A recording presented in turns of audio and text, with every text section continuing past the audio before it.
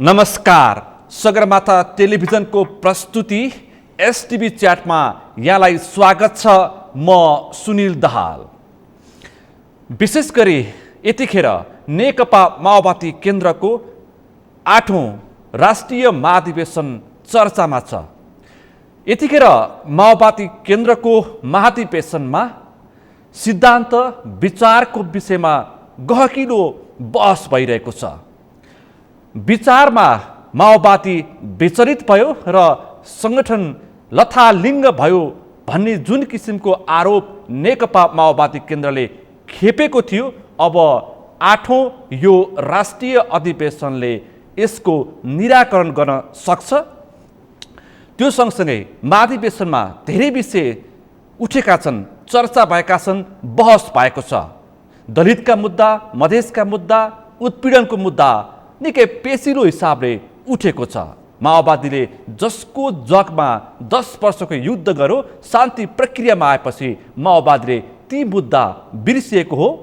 माओवादी नेतृत्वको जीवनशैली परिवर्तन भएको र वर्ग नेतृत्वमा माओवादी चुकेको हो भन्ने विषयले निकै गहकिलो तरिकाले उठेको छ र नेतृत्वलाई यो विषय टाउको दुखाइको विषय पनि बनेको छ।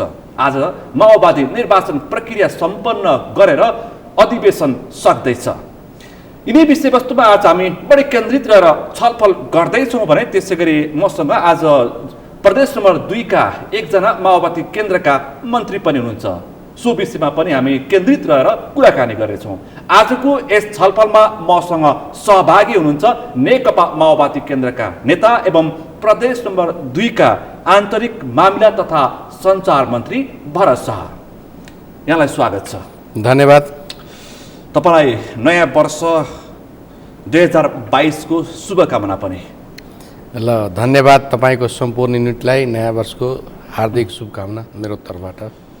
अब तपाईँ नेकपा माओवादी केन्द्रको यो जारी अधिवेशनको बीचबाट आउनु भएको छ र अहिले तपाईँले भर्खरै प्रदेश नम्बर 2 मा आन्तरिक मामिला तथा सञ्चार मन्त्रालयको पनि तपाईँले जिम्मेवारी वहन गर्नुभएको छ। अब म विशेष गरी हामी सुरुवात गर्छौँ आजको विषय प्रसङ्ग।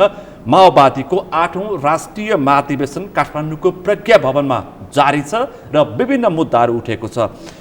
अब ठ्याक्कै म विषयवस्तु कहाँबाट सुरु गर्छु भन्दाखेरि माओवादीको 10 वर्ष सशस्त्र द्वन्द्वको प्रारम्भ उत्पीडन, दलित, मधेसी, पिछडिएका वर्गको बेसमा माओवादीले 10 वर्षको युद्ध गर्यो। अहिले शान्ति प्रक्रियामा आइसकेपछि माओवादीले बिर्सियो भन्ने बहस निकै नै त्यहाँ पेचिलो ढङ्गले उठ्यो।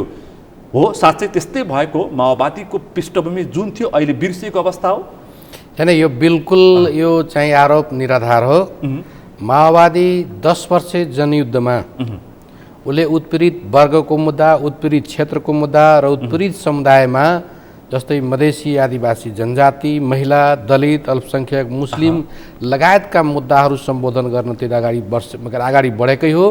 र त्यो दौरानमा जब हामी बृहत शान्ति सम्झौतापछि हाम्रो जो लडाईँको मोर्चा जो शिफ्ट भयो, शान्तिपूर्ण तरिकाले अगाडि बढ्ने जो कुरा भयो, अहिले पनि हामी अब खास गरेर ऐतिहासिक जो संविधान सभाबाट हामीले जो संविधान निर्माणका प्रक्रियाहरू अगाडि बढायौँ र त्यो सन्दर्भमा पनि कुरा गर्दाखेरि के देखिन्छ भने हामीले चाहिँ सबै समुदायहरूलाई, उत्पीडित समुदाय लगायतका सबै उत्पीडित क्षेत्रका जनतालाई अधिकार सम्पन्न कसरी बनाउने, पहिचान र अधिकार कसरी स्थापित गर्ने, देशमा चाहिँ अब सङ्घीय लोकतान्त्रिक गणतन्त्र स्थापनादेखि लिएर धर्मनिरपेक्षता लगायतका तमाम मुद्दालाई हामीले सम्बोधन गर्नतिर गएकै हौँ।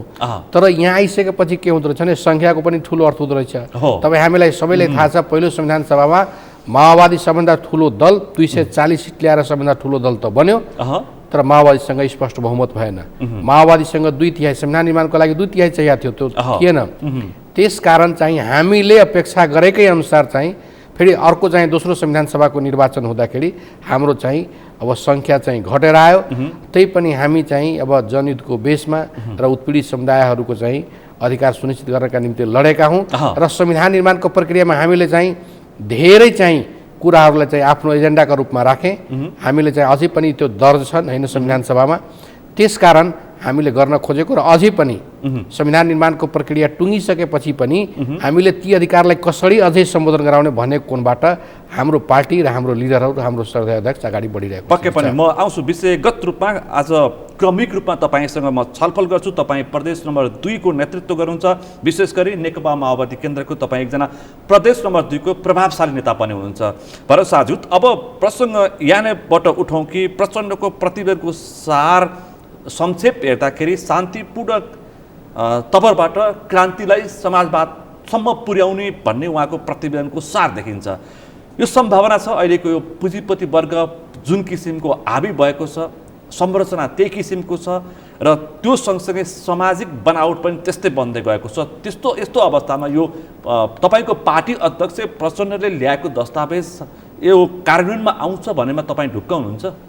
होइन, अहिले नै यो सफल भइहाल्छ भन्नुभन्दा पनि त्यो दिशामा चाहिँ हाम्रो पार्टीले आफ्नो चाहिँ कार्यदिशा अगाडि बढाउँदैछ। हामीले त्यो दिशामा नेपाली कोणबाट हेर्दाखेरि त्यसलाई चाहिँ कसरी समाजवाद चाहिँ उन्मुख बनाउने, समाजवादको चाहिँ पाइलाहरू कसरी अगाडि चाहिँ कोर्ने भन्ने कोणबाट त्यो उतातिर चाहिँ अब भन्नुहोस् न एक प्रकारले अगाडि बढेको देखिएको छ र त्यो अनुसारले बढ्ने हो। अहिले नै तत्कालै भइहाल्छ भन्ने पनि छैन र त्यो दिशामा हामी अगाडि बढ्दैछौँ। जुन किसिमले शान्ति प्रक्रियामा आइसकेपछि माओवादी जुन अहिले मैले प्रसङ्ग उठाएँ, माओवादीको जुन कार्यशैली हुनुपर्थ्यो, माओवादीले हामीले अहिले चर्चा पनि हुने गर्छ, जसको एजेन्डा त्यसको नेतृत्व भन्नुपर्ने र हुनुपर्ने अवस्था थियो, तर नेतृत्व अर्कै भयो, एजेन्डा माओवादीको भयो। संहिता, गणतन्त्र, धर्मनिरपेक्षता, समावेशिता यावत जुन एजेन्डा थिए माओवादीले 10 वर्ष युद्धमा उठाएको एजेन्डा शान्ति प्रक्रियामा आइसकेपछि उसले एजेन्डा स्थापित गर्यो, नेतृत्व गर्न पाएन। त्यसकारण माओवादी यो रक्षात्मक अवस्थामा आइपुग्यो भनेर विश्लेषण गर्नेलाई चाहिँ तपाईँ के भन्नुहुन्छ? होइन, केही कार्यशैलीको हिसाबले त हामीमा थोरै चाहिँ अब कमी कमजोरी होला, त्यसलाई हामी सच्याउनेतिर जाँदैछौँ। तर तपाईँ भर्खरै यो हाम्रो चाहिँ 8औं महाधिवेशनको चाहिँ अब अतिथिमा हाम्रो सम्माननीय प्रधानमन्त्री शेरबहादुर देउपाजी आउनुभयो। उहाँले स्पष्ट शब्दमा स्वीकार्नुभयो यो एजेन्डा संघीय लोकतान्त्रिक गणतन्त्रको एजेन्डा, त्यसपछि धर्मनिरपेक्ष लगायतका चाहिँ समानुपातिक समावेशीका एजेन्डा यो माओवादीको एजेन्डा हो। यसले चाहिँ देशलाई त्यतातिर लान खोज्दै थियो र देश पनि त्यतातिर अगाडि बढिरहेको स्थिति त प्रधानमन्त्रीले स्वीकारिसक्यो।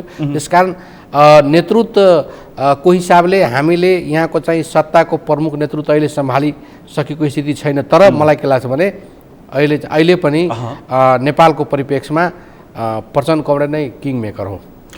त्यसो भनिरहँदा तपाईँले 10 वर्ष यो युद्ध ताका तपाईँहरूले अथवा माओवादी केन्द्रले सशस्त्र विद्रोहको समयमा मधेसी, जनजाति, दलित सबैलाई द्वन्द्वमा हुम्यो, मुद्दा उठायो, बन्दुक बोकायो। त्यसपछि शान्ति प्रक्रियामा आइसकेपछि माओवादीले मधेसीको मुद्दा पनि बिर्स्यो, दलितको मुद्दा पनि बिर्स्यो र उत्पीडन वर्गलाई पनि बिर्स्यो भनेर जुन किसिमको आरोप लागेको छ, यो अहिलेको यो जुन किसिमको मुक्तिको आन्दोलन जुन वर्गको माओवादीले भनेको थियो, अहिले शान्ति प्रक्रियामा आइसके पछाडिको यो 15-16 वर्षमा तपाईँले माओवादीले त्यसलाई कार्यान्वयनमा लगेको पाउनुहुन्छ? अहिले सवाल त त्यहाँनिर छ नि त। होइन, मैले अघि नै चर्चा गरिसकेँ। यो हामी जब संसदीय एक प्रकारले चाहिँ यो जो अहिले व्यवस्था छ त्यो व्यवस्थामा आइसकेपछि पार्लियामेन्टमा सङ्ख्याको ठुलो माने उहुँदो रहेछ। सङ्ख्याको आधारमा चाहिँ देश चल्ने हो। हामीले सङ्ख्याको आधारमा कुरा गरे पनि साझु, तर माओवादी स्वयं माओवादी केन्द्रले आफ्नो पार्टी आन्तरिक रूपमा यो मुद्दाबाट विचलित भएको भनिएकोलाई त सत्य मान्न सकिन्छ नि त। होइन, यो मुद्दाबाट हिसाब एक ठाउँमा छ, तर माओवादी आफैले नै मुद्दा छोड्यो। होइन, हामीले मुद्दा छोडेका छैनौँ। पहिचान र अधिकारको जो कुराहरू हाम्रो सङ्ख्यात्मक हिसाबले हाम्रो सङ्ख्या कम भइसकेले त्यो चाहिँ ओझेलमा परे जस्तो त लाग्छ।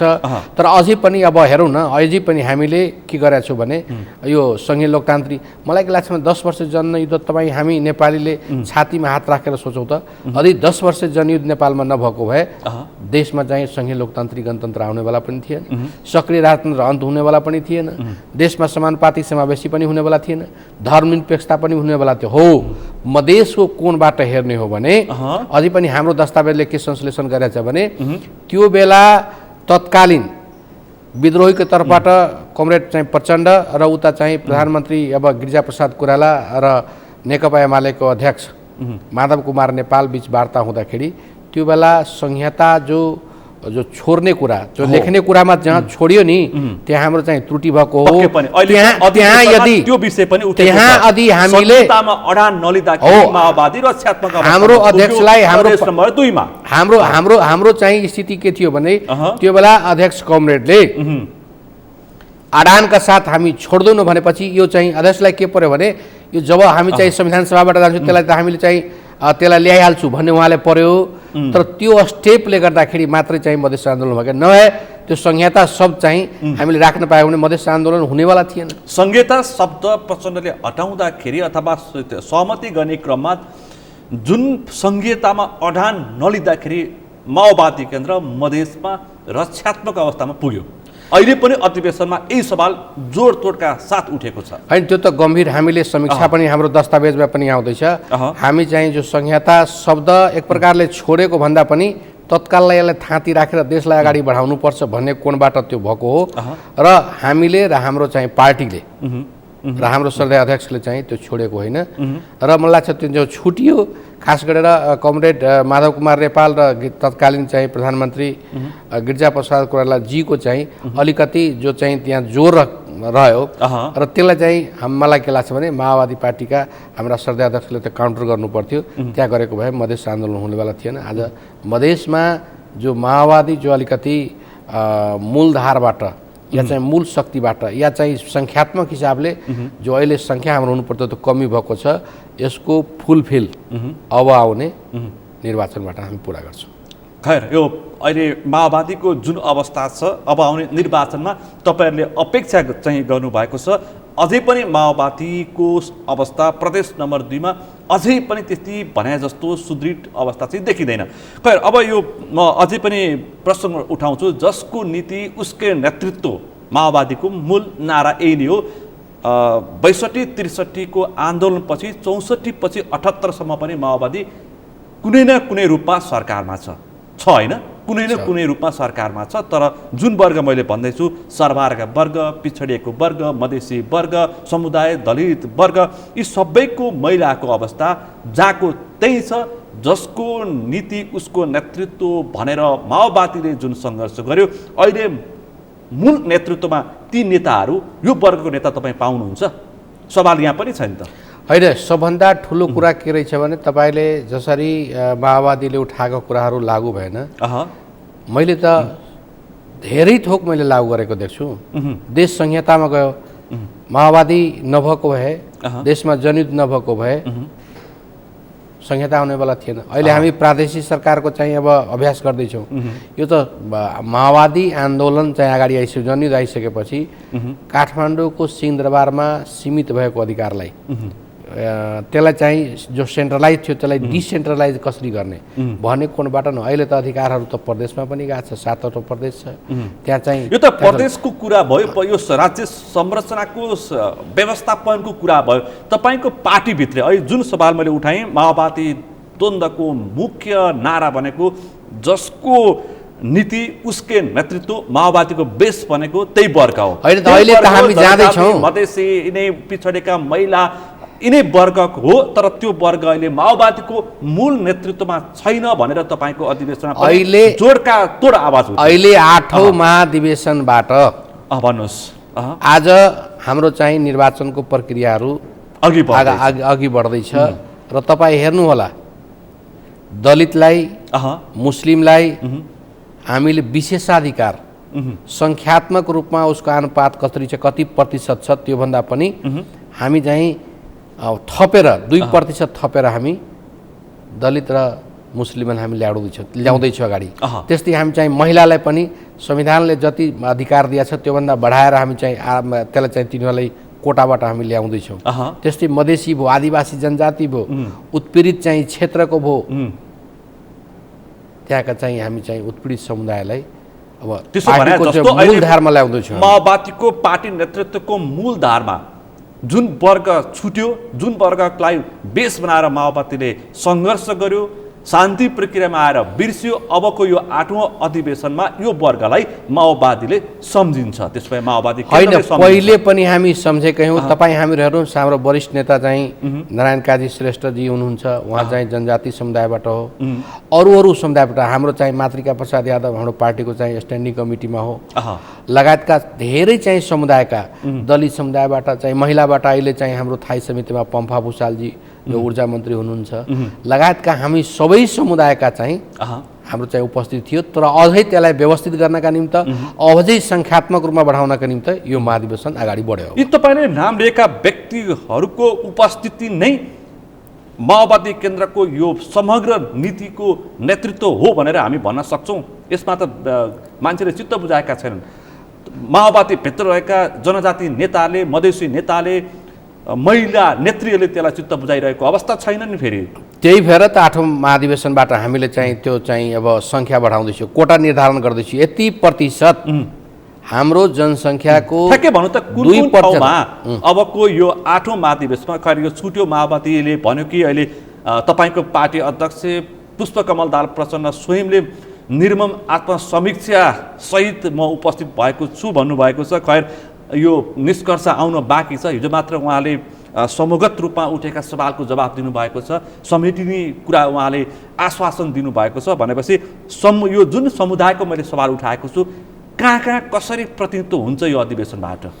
अब जस्तै दलितको जो जनसङ्ख्या छ, होल जनसङ्ख्या, त्यसमा 2% र मुस्लिमको जो प्रतिशत छ जनसङ्ख्या छ त्यसमा 2% थपेर दिने। महिलालाई चाहिँ हाम्रो संविधानले चाहिँ 33% गर्छ, हामी 35% गर्दैछौँ। त्यसरी चाहिँ हामी चाहिँ मधेसीलाई उसको जनसङ्ख्या आधारको हामीलाई नेतृत्वमा चाहिँ ल्याउँदैछौँ। अब यसले के देख्यो भने केन्द्रीय समितिमा मात्रै होइन, हामीले त्यही अनुसारको चाहिँ थाई पोलिट ब्युरोमा पनि गर्दैछौँ, त्यही अनुसारको हामीले थाई समितिमा पनि गर्दैछौँ, त्यही रेसियोमा चाहिँ हामीले चाहिँ पदाधिकारीमा गर्दैछौँ। भनेपछि हाम्रो पार्टी अब उत्पीडित समुदायको हिसाबले हेर्ने, उत्पीडित समुदायको, उत्पीडित क्षेत्रको मुद्दालाई सम्बोधन मात्रै गरेर नेतृत्वको हिसाबले पनि हामी त्यो हिसाबले अब व्यवस्थापन गर्दैछौँ। खैर तपाईँले खुलेर नभने पनि माओवादीमा जुन किसिमको, माओवादी केन्द्रमा जुन किसिमको आवाज उठेको थियो त्यो वर्गको अब चाहिँ 8औं महाधिवेशनले सम्बोधन गर्छ, तपाईँ ढुक्क हुनुहुन्छ? एकदम। किनकि हामीले सुनेका थियौँ आन्दोलनमा आएका नेताहरूलाई नै नेतृत्वले जातीय विभेद गर्यो पार्टीभित्र भनेर पनि हामीले बेला बेलामा सुन्ने गर्छौँ। अबको चाहिँ यो गुनासो समाधान हुन्छ होइन? त्यो के तपाईँले सुन्नुभयो, तपाईँको कुरा रह्यो। तर हाम्रो पार्टी जतिको समावेशी र हाम्रो पार्टीको जति चाहिँ त्यो चाहिँ स्वायत्तताको मुद्दाहरू, लगायतका चाहिँ स्वशासनको कुराहरू, अधिकारका कुराहरू, पहिचानको कुराहरू अरू तपाईँ कुनै पार्टीमा हेर्नुहुन्न। अरू कुनै पार्टीको चाहिँ घोषित नीति छैन। त्यसकारण यसमा चाहिँ अब जो थोरै बाँकी थियो अब यो 8औं महाधिवेशनले त्यो पुरा गर्दैछ। अहिले पछिल्लो समय जुन संहिताको जगमा टेकेको माओवादी केन्द्र, तर 8औं महाधिवेशनमा संहिताको विकल्प सोच्नुपर्छ भन्ने पनि आवाज यो बुदागत छलफलको क्रममा सुनियो। तपाईँले पनि सुन्नुभयो, सञ्चार माध्यममा पनि आएका छन्। 25वटा समूहगत छलफलमा 1-2वटा समूहगत छलफलमा चाहिँ संहिता नेपालको यो सानो देशलाई त्यति सान्दर्भिक भएन, यसले आर्थिक रूपमा थेग्न सक्दैन, नसक्ने अवस्थामा पुग्दैछ अहिलेको विश्व परिस्थितिमा, नेपालको सन्दर्भमा। त्यसकारण संहिताको विकल्प खोज्नुपर्छ कि भन्ने आवाज पनि उठ्यो। यो कतिको तपाईँलाई जायज लाग्यो अथवा कसरी उठ्न पुग्यो? होइन, यो हाम्रो देशमा संहिताको एक प्रकारले उठाएका त धेरै थियो, तर व्यवहारमा ल्याएको माओवादी पार्टी हो। त्यसकारण यसको चाहिँ मूल आधार नै त्यो संहिता, समानुपातिक, समावेशी, धर्मनिरपेक्षता छन्। त्यसकारण माओवादी यसको विरुद्धमा बोल्नुपर्ने मैले आवश्यकता एकाधजना कोही साथीको कोही चाहिँ कारण चाहिँ तपाईँ एकाधजना पार्टीभित्र त विभिन्न मतहरू हुन्छ नि, एकाधजना अब प्रतिनिधि साथीहरूले चाहिँ त्यो उठाउनु भएको होला, छुट्टै कुरा छ। समग्र हाम्रो पार्टी संहिताप्रति प्रतिबद्ध छ। थप हामी त के भन्छौँ भने जसरी अधिकारको जो बाँडफाँटहरू गरिएका छन् अझै पनि तपाईँको स्थानीय तहले, प्रदेशले जो पाइरहेको स्थिति छैन, त्यसलाई अहिलेको सरकारले चाहिँ जो हामी त्यसलाई प्रगतिशील सरकार भन्छौँ, हामीले अग्रगमनको सरकार भन्छौँ, अग्रगमनको चाहिँ गठबन्धनको सरकार भन्छौँ, यो सरकारले संविधानले दिएको अधिकारले तत्कालै चाहिँ त्यो विन्यास गरिदिनु पक्कै पनि अहिले सान्दर्भिक किन मैले यो सवाल उठाएको भन्दाखेरि तपाईँ यतिखेर अहिले प्रदेश नम्बर 2 को आन्तरिक मामिला तथा सञ्चार मन्त्री हुनुहुन्छ, तर तपाईँकै मन्त्रालयले पूर्ण रूपमा अधिकार पाएको छैन। तपाईँले सम्हालेको मन्त्रालय गृह मन्त्रालय, तर गृह मन्त्रालयको अध्यादेशबाट अधिकार प्रत्यारोहणको लागि निर्णय भइसक्यो, तर तपाईँ त्यो अधिकार अहिलेसम्म प्रयोग गर्ने अवस्थामा हुनुहुन्न मन्त्रीज्यू। भनेपछि संघीयतामाथि खोट लगाउन सकिन्छ कि भन्ने सङ्केतका सूचकहरू देखिन्छ नि त। होइन, यस्तो छ, अब यो संविधानले दिएका अधिकार आज न भोलि जसले अहिले प्रयोग गरिराखेको छ त्यो दिनैपर्छ, किन संविधानमा उल्लेख भइसकेपछि संविधानको हामी अक्षरशः चाहिँ पालन गर्ने। त्यसमा पनि अहिले चाहिँ अग्रगमन पक्षधरको चाहिँ गठबन्धनको सरकार छ, उहाँले नदिने कुरा होइन। उहाँहरूको प्राविधिक विषय कतिपय मिलिया थिएन होला, त्यसकारण, तर अब मिल्यो, सबै विषय मिलिसकेपछि लास्टमा के थियो भने यो चाहिँ भ्यालीको चाहिँ शान्ति सुरक्षाको जिनिस चाहिँ सेन्ट्रल सरकारले सङ्घीय सरकारले हेर्नुपर्छ भन्ने थियो।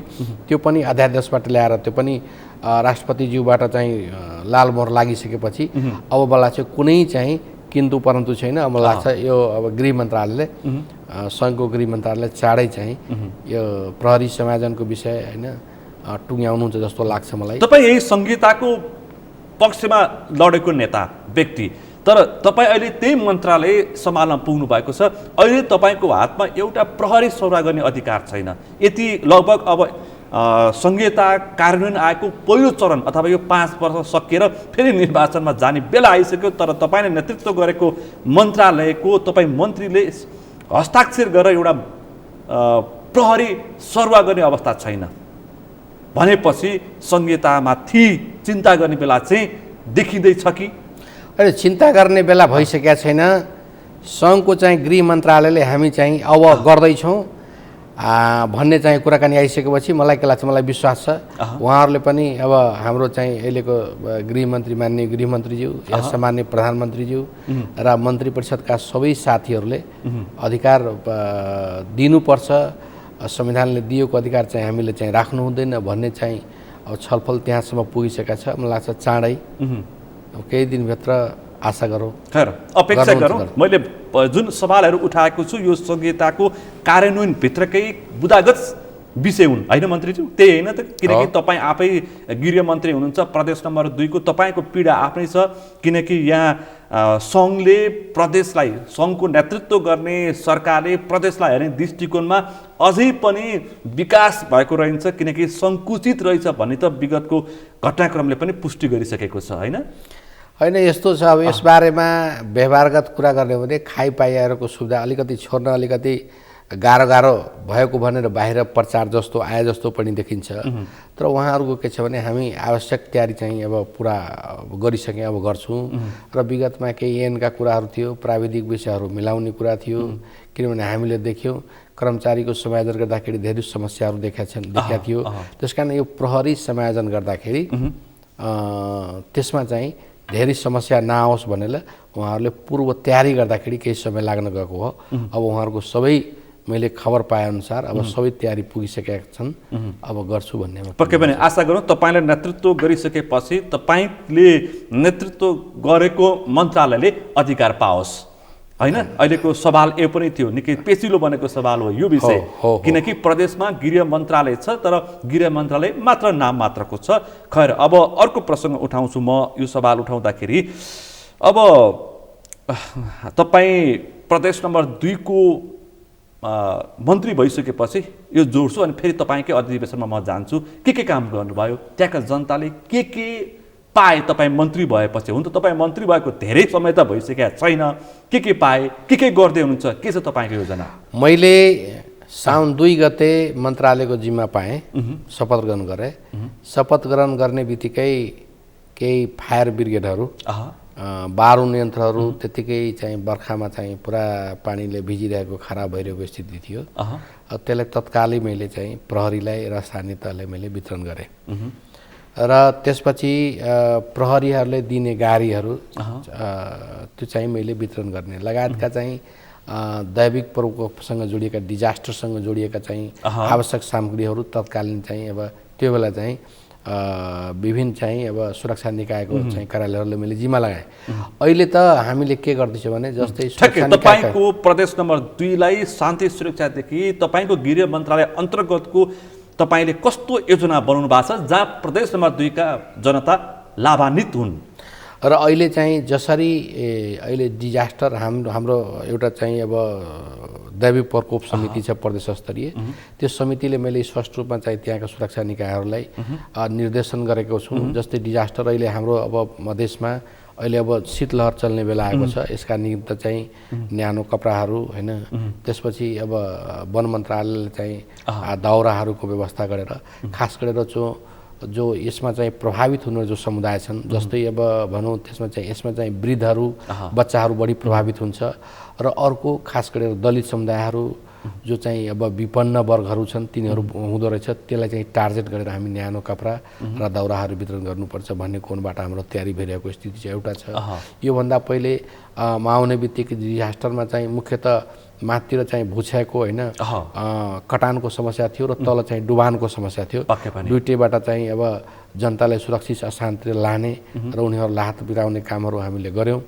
र अहिले ठ्याक्कै भन्नुपर्दाखेरि मैले दुईवटा काम गरेको छु। एउटा मधेसी शहीद प्रतिष्ठान बनाएको छु। त्यो प्रतिष्ठानले त्यो चाहिँ हामीले कमिटी गठन गर्छौँ। त्यो प्रतिष्ठानले अब के गर्छ भने 10 वर्ष जनयुद्धमा चाहिँ जो शहादत प्राप्त गरेका छन्, मधेस आन्दोलनमा शहादत गरेका छ, अरू आन्दोलनहरूमा शहादत प्राप्त गरेकोहरूलाई तिनीहरूको चाहिँ सूचीकृत गर्ने र त्यसपछि घाइतेहरूको अपाङ्गहरूको सूचीकृत गर्ने र तिनीहरूलाई चाहिँ परिचय पत्र वितरण गर्ने। पहिलेको मैले यहाँ महाधिवेशन आउनुभन्दा पहिले कमिटी बैठक जसको अध्यक्ष मै छु, त्यसमा चाहिँ मधेस आन्दोलनबाट 2 जना शहीद परिवारलाई, माओवादीको जनयुद्धबाट आएकोले 2टा चाहिँ शहीद परिवारलाई राखेका छौँ र अरू मन्त्रालयका 4-5वटा मन्त्रालयका सचिवज्यूहरू त्यसमा हुनुहुन्छ। त्यहाँ राखेर मैले अहिले तत्काल सूचीकृतको लागि सम्बन्धित सबै चाहिँ जिल्ला प्रशासन कार्यालयहरूलाई, सम्बन्धित निकाय गैर सरकारी र सरकारी सबै निकायलाई मैले चिठी लेख्न लगाएको छु र त्यहाँबाट रेकर्ड आइसकेपछि त्यसलाई सत्यापन गरेर शहीद परिवारहरूलाई चाहिँ अब राहत वितरणका कुराहरू आउँछ, उनीहरूको स्वास्थ्य उपचारको कुरा आउँछ, उहाँहरूको छोराछोरीको चाहिँ छात्रवृत्तिको कुराहरू आउँछ, घाइतेहरू जो अझै पनि 10 वर्ष जनयुद्धमा जो चाहिँ गोली चाहिँ आफ्नो जिउभित्र बोकिराखेका छन् तिनीहरूलाई निःशुल्क चाहिँ स्वास्थ्य उपचारको व्यवस्था गराउने र लगायतका चाहिँ काम शहीद प्रतिष्ठानले गर्छ भने अर्कोतिर जो गम्भीर प्रकारका रोगहरू लागेका जस्तै क्यान्सर भयो, जस्तै मुटु रोगी भयो, किडनी रोगी भयो, त्यस्तालाई चाहिँ हामीले स्वास्थ्य उपचारका निमित्त हामीले आर्थिक सहयोग पनि गर्ने गरेका छौँ। ती समुदायहरूलाई चाहिँ कसरी, ती चाहिँ प्रभावित व्यक्तिहरूलाई कसरी गर्ने लगायतका कामहरू हामीले अगाडि बढाएको छौँ। र सञ्चार क्षेत्रको सन्दर्भ पनि प्रत्येक वर्ष शीतलहरले त्यहाँ दर्जनौँको ज्यान जान्छ, फुसफुस छानो छ, तपाईँहरू दाउराको जुहो गर्दै हुनुहुन्छ। अब यसलाई दीर्घकालीन रूपमा त्यो समस्या हल गर्नको लागि तपाईँहरूको ध्यान जाओस्। अहिलेको विशेष गरी जनताको माग त्यही नै छ त्यहाँ होइन, त्यसको लागि तपाईँहरूको प्रयास रहन्छ। एकदम प्रयास छ। र अर्कोतिर तपाईँलाई म बताइदेऊ, सञ्चारतर्फ चाहिँ मैले अहिले कतिपय अनलाइन मिडियाहरू जो दर्ता पनि छैन, कति न सङ्घमा छ न प्रदेशमा छ र तिनीहरूले चाहिँ जो अनावश्यक जो गतिविधि गरिराखेका छ, देशको चाहिँ जो मूल चाहिँ जो कुराहरूलाई जो डाइभर्ट गर्न खोजिन्छ, विकृतिजन्य कुराहरू ल्याउँदैछ, त्यसलाई चाहिँ कसरी सूचीकृत गरिसकेपछि गलत गर्नलाई कानुनी दायरामा ल्याउने र राम्रो गर्नलाई प्रोत्साहन गर्ने र त्यति मात्रै प्रदेश नम्बर 2 मा भएका चाहिँ सबै मिडियाहरू, प्रिन्ट मिडिया होस् चाहे अरू मिडियाहरूलाई कसरी चाहिँ उनीहरूलाई चाहिँ लोक कल्याणकारी विज्ञापन मार्फत चाहिँ सबैलाई राम्रो गर्नलाई प्रोत्साहन, नराम्रो गर्नलाई कारबाहीको चाहिँ दायरा कसरी बढाउने भन्ने कोणबाट पनि तपाईँ काम गर्ने प्रयासमा हुन्छ। खैर तपाईँको कार्यकाल छोटो छ किनकि अब निर्वाचनको चर्चा सुरु भइसकेको छ। जति कार्यकाल तपाईँले सम्हाल्नुहुन्छ जनताको पक्षमा काम गर्नुहोला। अब फेरि म तपाईँको अधिवेशनतर्फै जान्छु। अधिवेशनको कुरा गर्दाखेरि यहाँ मैले पछिल्लो समय विभिन्न विश्लेषकहरूले र विभिन्न टीका टिप्पणी गर्नेहरूले माओवादी अध्यक्ष पुष्पकमल दाहाल प्रचण्डको दस्तावेज चाहिँ एउटा जाल झेलको पुलिन्दा भनेर सम्मको टिप्पणी मैले सुन्न पाएँ र पढ्न पाएँ। तपाईँ यो अधिवेशनभरि प्रज्ञा भवनमा बसेर तपाईँ समग्र रूपमा छलफल गरिरहनु भएको छ। तपाईँले चाहिँ के पाउनुभयो? समग्र मैले सारको कुरा गर्दैछु। होइन, यो अब बुद्धिजीवी या चाहिँ विश्लेषकहरूको विश्लेषण गर्ने आफ्नो कोणबाट होला, त्यसमा मैले उहाँहरूको त्यो अधिकारको कुरा विश्लेषण गर्न पाइयो। तर मलाई के लागेको छ भने जसरी नेपाली जनताले उत्पीडित समुदायले जो अपेक्षा, उत्पीडित वर्गले जो अपेक्षा गरेका थियो र बीचमा जो महान उद्देश्यका साथ कमरेड प्रचण्डले जो एउटा कम्युनिस्ट केन्द्र बनाऊ र देशलाई समाजवादी बाटोतिर दोड्याउँ, जो महान उहाँको जो इच्छा थियो, अब त्यो त एक प्रकारले गर्ने हो भने नेकपा एमालेसँग एकता गरेर त अगाडि बढिरहेको स्थिति छ, त्यसका चाहिँ अब त्यो पक्षमा नजाउँ। त्यहाँ पनि धेरै अब कुराहरू देखिएका छन्।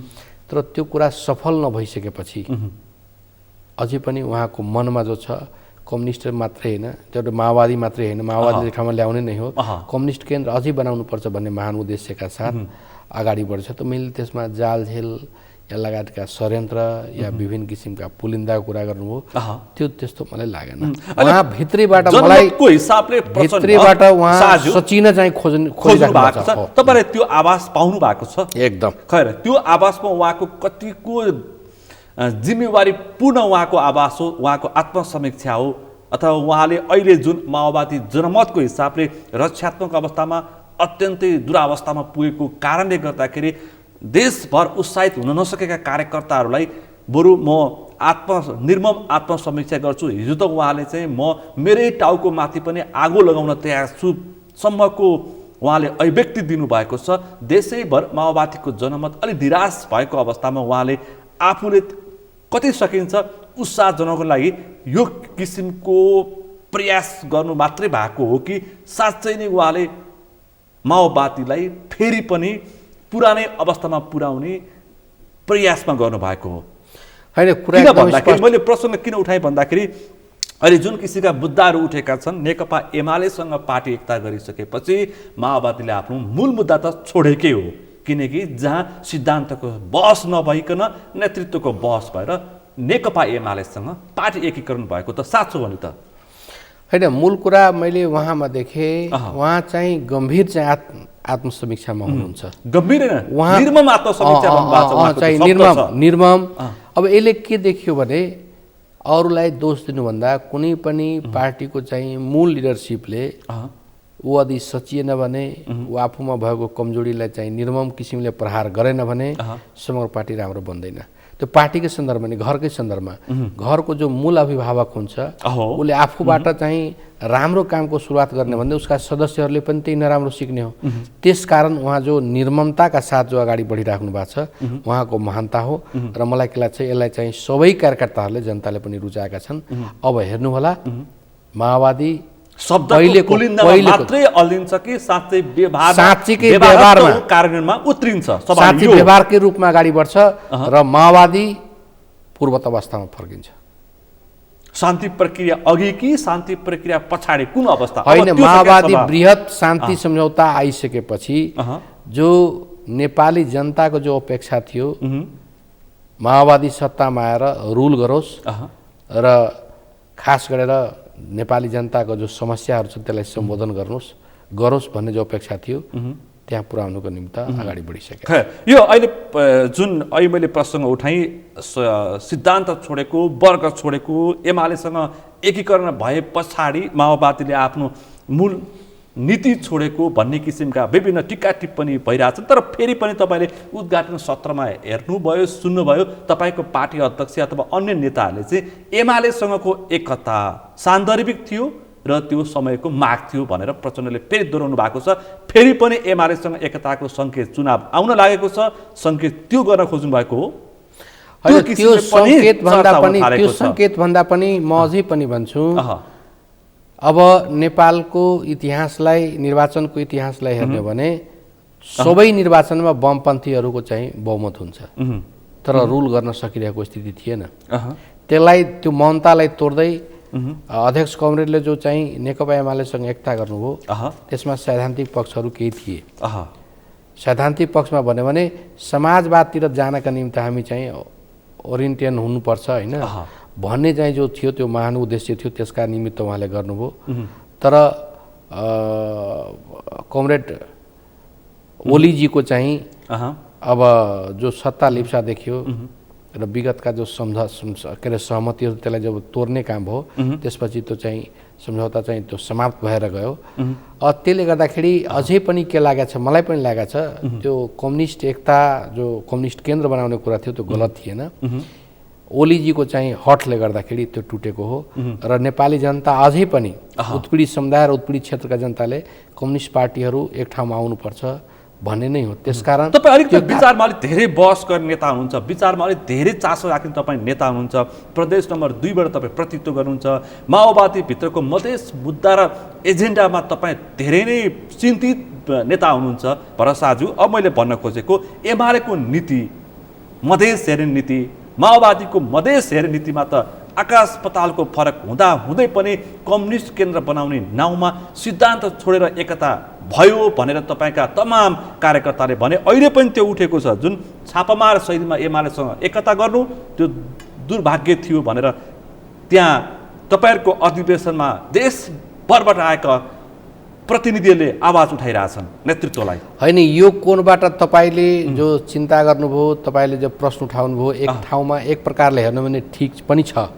तर कुरा के रहेछ भने हामीले कम्युनिस्ट केन्द्र बनाइराख्दाखेरि मधेसको कोणबाट नेकपा एमाले स्वीकार्दै नस्वीकार्ने जो भन्ने कुराहरू छ नि, मलाई के लाग्थ्यो भने समाजवादी दिशातिर जब यो नेकपा अगाडि बढ्छ त्यो बेला हामी मधेसका कुरा, हामी आदिवासी जनजातिका कुरा लगायतका चाहिँ उत्पीडित क्षेत्रका कुरा, उत्पीडित समुदायका कुरा हामीले त्यहाँ एउटै पार्टी भइसकेपछि त्यो कुरालाई पनि उहाँहरूलाई त्यो ठाउँमा ल्याउन सकिन्छ भन्ने हामीलाई आत्मविश्वास थियो।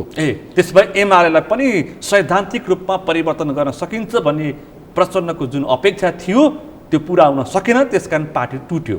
होइन, त्यो भन्दा पनि त्यो कारणले टुट्यो भन्दा पनि मलाई के लाग्छ भन्दाखेरि यी वर्गभित्र उत्पीडित वर्गभित्रै नै चाहिँ उत्पीडित समुदायहरू हुन्छ। त्यसकारण उत्पीडित वर्गको कुरा गरिराख्दाखेरि यी कुराहरू मधेस लगायतका कुराहरू पनि तीबाट हामी समाधान खोज्न सक्छौँ भन्ने थियो।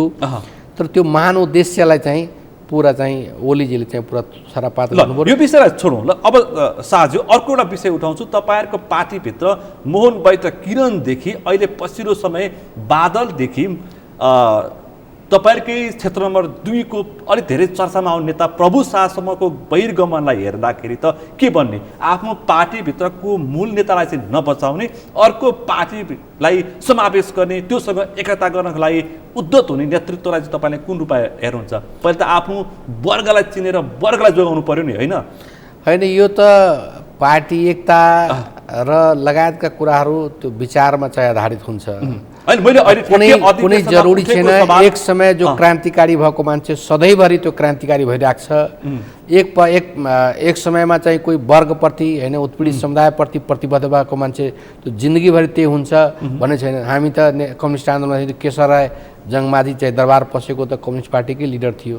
त्यसकारण अब बादलजी र प्रभुजीको सन्दर्भमा मेरो त्यही हो, उहाँहरूले मूलधार जो चाहिँ उत्पीडित वर्ग र समुदायको चाहिँ मूलधार थियो त्यसलाई छोडेर विचारमा उहाँहरू सखलित हुनुभयो, विचारमा उहाँहरू पतन भयो र उहाँ एउटा बाटो लाग्नुभयो। अब म त्यही सवाल मैले तपाईँहरूकै प्रदेश नम्बर 2 का नेता माओवादीका एकदम त्यो समयका सक्रिय नेता प्रभु शाहलाई पनि सवाल राखेको थिएँ। तपाईँ माओवादीमा हुँदाखेरि चाहिँ क्रान्तिकारी, एमालेमा गएपछि तपाईँ क्रान्तिकारी हुनुहुन्न रे भन्ने माओवादी नेताहरूको आरोपलाई के भन्नुहुन्छ तपाईँ भन्न सोधेको थिएँ। पहिला एमालेसँग सँगै हुँदा चाहिँ सबै क्रान्तिकारी, हामी चाहिँ एमाले हुँदाखेरि चाहिँ क्रान्तिकारी भएनौँ, उहाँलाई यही सवाल जोड्नुहोस् न, सोध्नुहोस् न भन्नुभएको थियो। एकदम तपाईँ नजिकबाट चिन्नुहुन्छ? एकदम, हाम्रो चाहिँ उहाँ मित्र हुनुहुन्छ, हामी सँगसँगै थियौँ। म त्यो कुरालाई उहाँको जो प्रश्न उठाउनु त्यसको जवाब म दिन चाहन्छु। माओवादी र एमालेको एकता समाजवादमा जाने थियो, त्यतातिर चाहिँ अगाडि बढ्ने थियो। अहिले पनि माओवादी समाजवादसँग जस्तै एमाले पनि समाजवादको मुद्दालाई मुख्य मुद्दा बनाएको छ। अनि त्यहाँ देखियो के भने माओवादी र एमालेको एकता कहाँनिर टुट्यो। 2.5 वर्ष ओलीजीले चाहिँ नेतृत्व गर्ने, त्यसपछि 2.5 वर्ष प्रचण्डले गर्ने भन्ने थियो नि। त्यसो भए नेतृत्वको लागि टुट्यो, त्यो एउटा कुरा थियो। र एउटाले सरकार चलाउँदा अर्कोले पार्टी चलाउने, त्योबाट को पछाडि हटाएको छ? ओलीजी हट्नु भएको छ कि प्रचण्डजी हट्नु भएको छ? ओलीजी हटेको हो। त्यो त दुनियाँलाई सबैलाई जगजाहेर छ।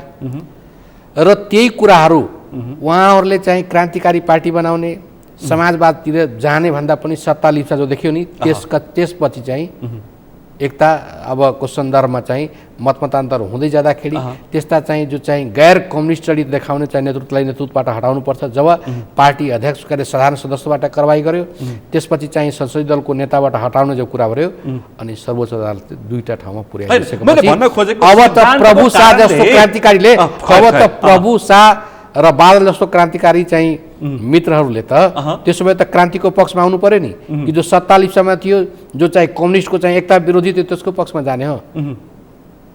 त्यो त एकदम सरासर गलत छ नि। त्यसकारण नेपाली जनताले त्यो बुझिसकेका छ, उत्पीडित समुदायले बुझिसकेका छ यिनीहरू सत्ताका निमित्त उनीहरू मन्त्री खान निमित्त चाहिँ ओलीसँग लागेको कुरा त जगजाहेरै छ। यति प्रश्न पारिदिनुहोस् कि माओवादी र एमालेको विभाजन अथवा तिम्रो सर्वोच्च अदालतले त छुट्टै तिमीहरू बस भनेर जुन निर्णय गर्थ्यो गरिसके पछाडि माओवादी र एमाले बिचमा सैद्धान्तिक रूपमा फरक त के छ?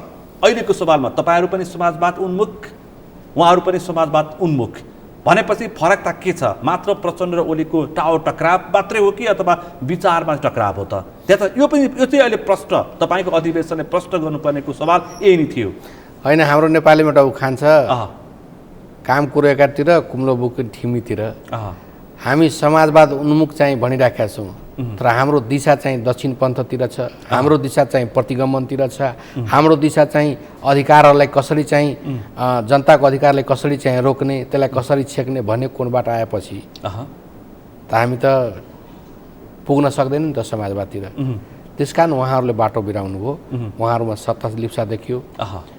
त्यसकारण म भन्छु यो मानेमा माओवादी पार्टी अहिले क्रान्तिकारी छ र तपाईँ हेर्नुहोला अझै पनि जो भ्रमवश भुलवश लागेका जो मान्छेहरू छन् तिनीहरू फिर्ता आउने क्रम जारी छ, फिर्ता हुन्छ।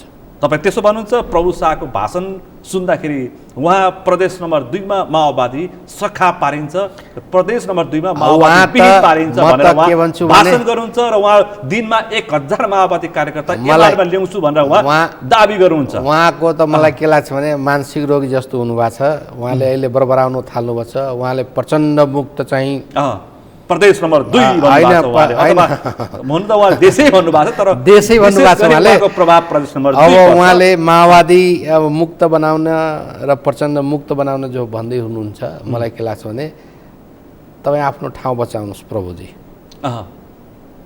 चुनाव आउँदैछ, तपाईँ आफ्नो ठाउँ बचाउनुहोस्, रौतहट जिल्ला बचाउनुहोस्, त्यही भन्न खोजेको एकदम। अनि त प्रत्येक दिन उहाँ त्यसपछि उहाँसँग 400-500 कार्यकर्ता माओवादीबाट एमालेमा प्रवेश गराइरहनु भएको छ। उहाँको आर्मी सेनाहरू प्रदेश नम्बर 2 मा आइटी सेनाहरू दौडिरहेका छन्, जुलुस गरिरहेका छन्। आइटी सेनाका प्रमुख सेनापति नै हामीसँग आइसकेपछि अब त्यो कुरा छोडिदिउँ न। उसका चाहिँ प्रधान सेनापति संगठन अथवा प्रभु शाहले सञ्चालन गरेको आइटी सेनाका प्रमुख नै माओवादीमा आइसकेछ। अनि अब उहाँको आइटी सेना कहाँ गयो? त्यो त म प्रभु शाहलाई राम्ररी चिन्दछु। उहाँलाई नेकपा एमालेको थाई कमिटीमा जानु थियो, त्यसका निमित्त नेतृत्वलाई चाहिँ प्रभावमा पारेर, नेतृत्वलाई दबावमा पारेर आफू कसरी चाहिँ ठुलो पदमा जान सकिन्छ त्यो पद लोलुपताको हिसाबले उहाँले आइटी आर्मी गठन गरेर गतिविधि गर्नुभयो। अहिले उहाँको आइटी आर्मी कहाँ छ? एकपल्ट पनि बोल्नु भएको छ? एउटा पनि अन्तर्क्रिया भएको छ? खोइ त उहाँको आइटी आर्मी। अहिले जनताको चाहिँ मलखादको समस्या छैन, मलखाद पाइरहेको स्थिति छ, अनि कहाँ छ तपाईँको आइटी आर्मी? त्यो प्रश्नको जवाब प्रभुजीसँग छैन। म यही सवाल उठ्छु। अहिले जुन किसिमको अहिले हामीले सवाल उठिरहेछ, प्रदेश नम्बर 2 मा मलको समस्या छ, शीतलहरको समस्या छ, त्यहाँ प्रमुख राजनीतिक दलको प्रभाव देखिँदैन। मैले कुराकानी गरेको थिएँ जनमत पार्टीका अध्यक्ष सीके राउतसँग हिजो अस्ति मात्रै। उहाँको उपस्थिति त्यहाँ डह्रो देखिन्छ। उहाँले नै त्यहाँको अहिलेको समस्या हल गर्ने जस्तो देखिन्छ। उहाँ जनकारबाही गर्दै हुनुहुन्छ, ठाउँ ठाउँमा भ्रष्टहरूलाई कारबाही गर्ने भनेर उहाँ नाङ्गै घुमाइरहनु भएको छ। तर नेकपा एमाले, माओवादी, कङ्ग्रेस अथवा मधेस केन्द्रित दलहरू चाहिँ मुखदर्शक जस्तो देखिएको अवस्था छ। त्यसपछि जनमत पार्टीको अहिले चर्चा जुन छ त्यहाँ प्रभाव बढ्दै गएको हो, तपाईँलाई के लाग्छ? होइन, मलाई त के लाग्छ भने सीके राउजी राजनीतिक रूपमा परिपक्व व्यक्तित्व हुनुहुन्न। उहाँ अब एक प्रकारले शिक्षामा एजुकेसनमा राम्रो गर्नुभएको होला, म उहाँलाई सम्मान गर्छु। तर राजनीतिमा उहाँ परिपक्व हुन्न। उहाँको गतिविधिले गर्दाखेरि त्यो परिपक्वता देख्दैन। उहाँले स्वराजको कुरा गर्नुभयो, एउटा प्रश्न मात्रै उहाँ छ, उहाँको स्वराज कहाँ गयो? तपाईँ स्वतन्त्र मधेसको कुरा गर्ने मान्छे अहिलेको संविधानको के अरे संविधानले त मानेर आउनुभयो नि। त्यसो भए तपाईँले स्वराजको चाहिँ झुटो नारा किन दिनुभयो? त्यसको जवाब उहाँसँग छैन। उहाँको जुन राजनीतिक प्रारम्भताको नारा त्यही थियो, तर अहिले उहाँ निर्वाचन आयोग जनमत पार्टी गठन गरेर उहाँले भनेर तत्कालीन प्रधानमन्त्री केपी शर्मा ओली कहाँ गएर उहाँले आत्मसमर्पण गर्नुभएको छ, सिलेन्डर गर्नुभएको छ। अनि ठुलो ठुलो क्रान्तिको कुरा गरेर हुन्छ? तपाईँ चाहिँ राज्य सरकार समक्ष गएर आत्मसमर्पण गर्ने, सिलेन्डर गर्ने, घुट्ना टेक्ने अनि क्रान्तिको कुरा गरेर हुन्छ? सामान्य अवस्थामा आएर गृहमन्त्री हुन्छ, त्यहाँको कर्मचारीलाई सिके राजको जनमत पार्टीले नाङ्गै घुमाइरहेछ सडकमा, भ्रष्ट भनेर कालो मोसो दलेको छ, पार्टी कार्यालय अथवा सरकारी कार्यालयमा तोडफोड गरिरहेछ। उहाँले गर्नुभयो, उहाँको चाहिँ जसले गर्यो त्यसलाई कानुनी दायरामा ल्याएको छ। ती सम्बन्धित चाहिँ व्यक्तिहरूलाई चाहिँ कानुनी हिसाबले चाहिँ तिनीहरूलाई कारबाही भएको छ र कारबाहीको प्रक्रिया अगाडि बढिरहेछ। उहाँले गलत गर्नुहुन्छ, कानुनलाई हातमा लिनुहुन्छ भने उहाँले कारबाही हुन्छ। पक्कै पनि तपाईँ प्रदेश नम्बर 2 को गृहमन्त्री हुनुहुन्छ, त्यसकारण तपाईँलाई यो सवाल मैले उठाएको, किनकि अहिले चर्चाको विषय छ सिके राजको जनमत पार्टीले। तपाईँले पनि दृश्यमा हेर्नुभयो होला, सडकमा हेरिरहनु भएको छ, अहिले राजमार्ग अवरुद्ध छ, प्रदेश नम्बर 2 अन्तर्गतको राजमार्ग अवरुद्ध छ, सडकहरूमा टायर बालिएको छ, मान्छे कर्मचारीलाई नाङ्गे घुमाइएको अवस्था छ। त्यसकारण प्रदेश नम्बर 2 को गृह मन्त्रालय के हेरेर बसिरहेछ? होइन, हामीले अब शान्ति सुरक्षाका हिसाबले शान्ति सुरक्षा अमन चयनलाई कसरी चाहिँ व्यवस्थित गर्ने हो त्यो कोणबाट हामीले गरिरहेका छौँ। उहाँहरूको शान्तिपूर्ण आन्दोलनलाई म सम्मान गर्न चाहन्छु। अहिलेको कानुनलाई जस्तै चाहिँ सडकमा गुडिरहेको ट्रकमा आगो लाउनुहुन्छ, तपाईँ चाहिँ मैले भिडियोमा हेर्नु होला, प्रहरीहरू जो प्रहरी बिटमा बसिरहेका छन् त्यहाँ चाहिँ लाठीले घोच्ने काम गर्नुहुन्छ, आक्रमणको प्रयास भएको छ। यो चाहिँ पुरा चाहिँ कानुनलाई हातमा लिने काम गरिराख्नु भएको छ। त्यस कारण त्यसो गर्नु हुँदैन। त्यसो गऱ्यो भने मलाई के लाग्छ भने उहाँहरू कानुन दायरामा आउनुहुन्छ जस्तो लाग्छ। र अझै उहाँहरूले किसानका मलका जो समस्याहरू, वास्तवमा हामी कहाँ किसानको चाहिँ जो समस्याहरू छ सम्बोधन गर्नुपर्ने। अहिले चाहिँ अब गेहुँको बेलामा अहिले चाहिँ मल खादहरूको चाहिँ अब आवश्यक मात्रामा हामीले चाहिँ मुख्य बाली चाहिँ त्यहाँको चाहिँ धान रहेछ, त्यसमा त दिन सकेनौँ। अहिले गेहुँ बाली जो सेकेन्ड चाहिँ बाली छ त्यसमा पनि दिनुपर्ने त्यो सरकारले, खास गरेर त्यो अधिकार सङ्घको सरकारलाई चाहिँ उहाँहरूले जो व्यवस्थापन गर्नुपर्ने थियो उहाँहरूको पनि समस्या होला, तर जो गर्न सकिरहेको स्थिति छैन। त्यसले गर्दाखेरि किसानहरू मारमा परेका छन्। त्यसका निमित्त सरकारलाई ध्यान आकर्षण गर्नका निमित्त उहाँहरूको शान्तिपूर्ण आन्दोलन गर्दा त राम्रै हुन्थ्यो, तर जसरी उहाँले कानुनमा हात लिने गर्दै हुनु, कानुनलाई हातमा लिने गर्दै हुनुहुन्छ त्यो पनि छ। र उहाँमा एउटा चाहिँ के देखा, सैद्धान्तिक विचलनता आइसकेपछि उहाँलाई अब अझै चाहिँ मधेसमा क्रान्तिकारी देखाउनु छ। त्यसका निमित्त क्रान्तिकारीपन देखाउनका निमित्त यी हरकतहरू उहाँहरूले गरिराख्नु भएको छ। पक्कै पनि तपाईँहरूले पनि मधेसमा क्रान्तिकारिता देखाएर तपाईँहरू शान्ति प्रक्रियामा आइसकेको हुनाले अब फेरि अर्को समूह हुन त मधेसमा विभिन्न होइन त हामीले त व्यवस्था परिवर्तन गर्यौँ, चरणमा विभिन्न किसिमका ग्रुप हामीले माओवादीले त व्यवस्था परिवर्तन गर्यौँ। हामीले सक्रिय राजतन्त्रलाई अन्त गरेर हामी देशलाई त संघीय लोकतान्त्रिक गणतन्त्रमा त ल्यायौँ। तर उहाँले स्वतन्त्र मधेसका कुरा गर्नेहरू, स्वराजका कुराहरू स्वराज्यहरूले अब शान्ति प्रक्रियामा आइसके भनेर उहाँले यही तपाईँकै टेबल त्यही त मान्छेमा चाहिँ यो सिलेन्डर गरिसक्यो, यो चाहिँ अब मधेसमा यसले चाहिँ क्रान्ति गर्दैन, यसले चाहिँ मुद्दा छोडिसक्यो। त्यसको फुलफिल गर्नका निमित्त अब चुनाव आउँदैछ, अहिले केन्द्रित गतिविधि। त्यसो भएदेखि उहाँले के पनि भन्नुभएको छ भने साझु तपाईँ गृहमन्त्री हुनुहुन्छ, उहाँले किसान विद्रोह म प्रदेश नम्बर 2 मा गराएरै छाड्छु भनेर उहाँले दाबी गरेर जानुभएको छ। किसान विद्रोह गर्छु म भन्नुभएको छ, त्यो सम्भावना तपाईँ देख्नुहुन्छ? त्यो एकपल्ट त्यो भिडियोहरू एकपल्ट सुनिलजी तपाईँले राम्ररी हेर्नु होला। त्यहाँ किसानहरू छ, त्यो आन्दोलन गर्न धोती लगाएको छ, प्यान्ट सर्ट र सुट लाएर टाई लाएर चाहिँ किसान आन्दोलन हुन्छ। तपाईँ चाहिँ कोट प्यान्ट लाएर टाई लाएर अनि त्यसपछि हलो जोत्न जानुहुन्छ। त्यसकारण किसान आन्दोलन होइन, किसानलाई चाहिँ उक्साएर अह किसानको मुद्दालाई चाहिँ हातमा लिने र आफूलाई चाहिँ किसान देखाउने जो प्रवृत्ति जो बढेको छ नि उहाँमा, मलाई चाहिँ त्यसबाट उहाँलाई रियलमा किसान आन्दोलन गर्ने हो भने किसानको मुद्दालाई उठाउने र किसानलाई चाहिँ सडकमा ल्याउने हो। तपाईँ हामी देखिरहेको छौँ त्यही सुट प्यान्ट लगाउनेहरू मात्रै आन्दोलनमा छ। त्यसो भए त्यहाँ आएका व्यक्तिहरू, आन्दोलनमा सहभागी भएका व्यक्तिहरू, त्यो समूहहरू किसान होइनन्, सिकेर आउट कार्यकर्ता हुन्। तपाईँले एकदम सही। खैर, तपाईँले तर एउटा कुरा के हो भन्दाखेरि प्रदेश नम्बर 2 को किसानको समस्या हल गर्ने दायित्व चाहिँ प्रदेश नम्बर 2 केन्द्रित सरकारको बढी दायित्व हो। त्यो चाहिँ तपाईँले आत्मसात गर्नुपर्छ। होइन, त्यो त एकदम सही हो। मूलभूत रूपमा अहिले मल, खाद र बिउको जो चाहिँ अब अभाव समस्या छ, प्रत्येक वर्ष यही समस्या छ। शीतलहर होस्, पानीको समस्या होस्, डुबाएको समस्या होस् अथवा बिउको समस्या होस्, यो प्रत्येक वर्षको समस्या हो, मलको समस्या। यो अधिकार चाहिँ सङ्घको सरकारलाई छ। अन्तर्राष्ट्रिय चाहिँ सम्बन्ध चाहिँ अन्तर्राष्ट्रियसँग चाहिँ किनमेलका कुराहरू, खरिदका कुराहरू, आयात निर्यातका कुरा सङ्घ सरकारको क्षेत्राधिकारभित्र पर्छ। त्यसकारण यहाँको चाहिँ कृषि मन्त्रालय, यहाँका चाहिँ मन्त्री परिषदले गर्नुपर्ने हो। तर त्यसमा चाहिँ सहयोगी भूमिकाहरू, त्यहाँ स्थानीय स्रोत साधनलाई व्यवस्थित गर्ने कुरामा प्रदेश सरकारको पनि भूमिका हुन्छ। र जो हामी कहाँ मल कारखाना छैन अनि प्रदेश 2 सरकारले चाहिँ कसरी गर्छ, त्यस कारण सङ्घ सरकारको विषय यो सधैँभरि आइरहेको छ।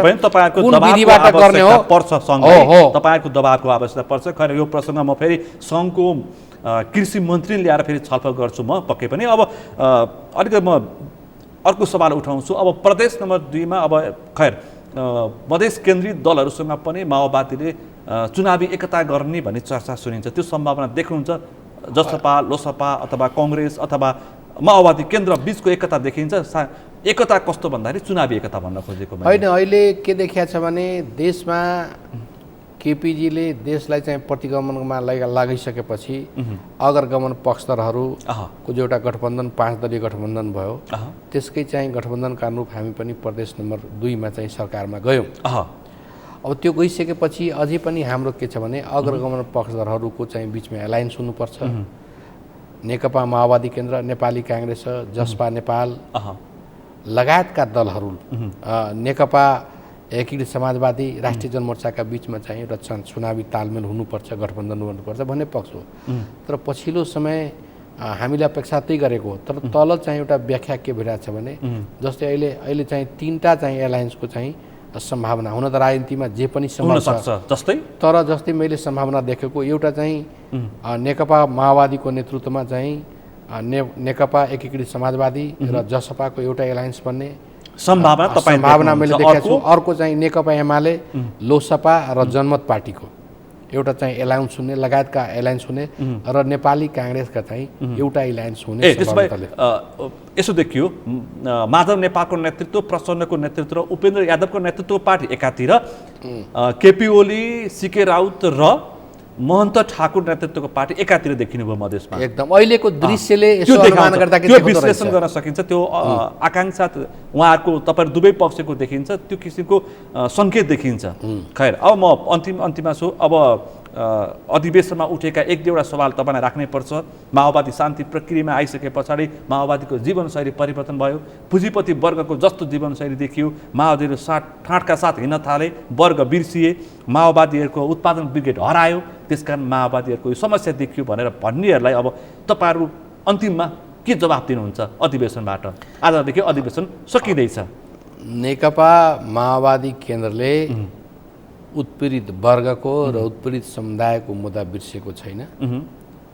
हामीलाई संविधान निर्माणको प्रक्रियामा हाम्रो सङ्ख्यात्मक हिसाबले हामीले अपेक्षा गरेको अनुसार हामीले गर्न सकेनौँ र केही मुद्दाहरू अझै पनि हाम्रो संविधान सभामा फरक मतका रूपमा दर्ज छन्। पक्कै पनि र आउने दिनमा ती चाहिँ मुद्दाहरू पूरा गर्नका निमित्त एउटा सवाल भयो माओवादी भित्र माओवादी नेतृत्वमाथि लाग्ने आचरण संस्कार सम्पत्तिका सवालहरुमा त्यो जाँदैछ पनि यो कुरा पनि स्पष्ट पार्नुहोस्। अनि चाहिँ हामी त्यो दिशातिर बढ्दै छौं। अर्कोतिर माओवादी पार्टीकै अब श्रद्धेय अध्यक्ष कमरेड प्रचण्डले निर्ममतापूर्वक चाहिँ कमी कमजोरीलाई मैले चाहिँ निर्ममतापूर्वक त्यसलाई आत्मसात गर्दै म अगाडि बढ्छु र हाम्रो पार्टीका चाहिँ अगुवा, हाम्रो पार्टीका चाहिँ अध्यक्ष कमरेड प्रचण्डले त्यसरी गम्भीरतापूर्वक गरिसकेपछि त्यसलाई हामी सबैले माओवादी पार्टीका नेता कार्यकर्ता र माओवादी पार्टीसँग जोडिएका सबै निकायहरू आत्मसात गरेर अगाडि बढ्छ र तपाईँले भने जस्तै तपाईँको नेता कार्यकर्ताले भने जस्तो ठेकेदारहरू नेताको घर दैलोमा पुग्छन् तर कार्यकर्ता पुग्न सक्दैनन् दिशाबाट हामी आरोपबाट तपाईँहरू 8औं अधिवेशनबाट पछाडि मुक्त हुने प्रयास गर्नुहुन्छ एकदम हामी त्यो दिशामा अगाडि बढ्छौँ खैर अब यो निर्वाचनको प्रक्रिया टुङ्ग्याउने भनिएको छ आज कसरी नेतृत्व चयन भएर तपाईँहरूको 8औं अधिवेशन सकिन्छ अहिले हाम्रो 9 बजेदेखि हाम्रो स्थायी समितिको बैठक बस्दैछ र स्थायी समितिले निर्वाचनको प्रक्रियालाई कसरी व्यवस्थित गर्ने भन्ने कोणबाट जो बैठक बसिराखेको छ त्यो अनुसारले निर्वाचन प्रक्रिया या कस्तो नेतृत्व चयन कसरी हुन्छ निर्वाचनको प्रक्रियाबाट हुन्छ कि सर्वसम्मतिमा अथवा पार्टी अध्यक्षको कोडबाट नाम लेखिन्छ हैन अब निर्वाचन आयोगले चाहिँ निर्वाचनको प्रक्रियाहरू प्रारम्भ गर्छ र त्यहाँ सर्वसम्मत भयो भने निर्वाचन गराउनु परेन आखिर त्यो अरू निर्वाचनमा पनि त्यो देखाएको छ यदि जुन पदमा नोमिनेसन चाहिँ एकभन्दा बढी पर्यो त्यहाँ निर्वाचन हुन्छ निर्वाचनको पनि सम्भावना छ माओवादीको यो अधिवेशनबाट निर्वाचनबाट प्रक्रियाबाट पनि नयाँ नेतृत्व आउँछ तर पार्टी अध्यक्ष प्रचण्ड बाहेक होला हैन त्यहाँ पनि कोही अध्यक्षको चाहिँ प्रतिस्पर्धी देखियो भने त्यो पनि हुन सक्छ तर अहिलेसम्मको हेर्दाखेरि अध्यक्षको चाहिँ पदको प्रतिस्पर्धी माओवादी केन्द्रभित्र कोही छ हस् त निकै व्यस्त समय र तपाईँको यो 8औं महाधिवेशनको केन्द्रमा तपाईँको जुन छलफलबाट नै तपाईँ आएर आफ्नो महत्त्वपूर्ण विषय प्रसङ्ग राखिदिनु भयो तपाईँको अहिले नेतृत्व गरेको तपाईँको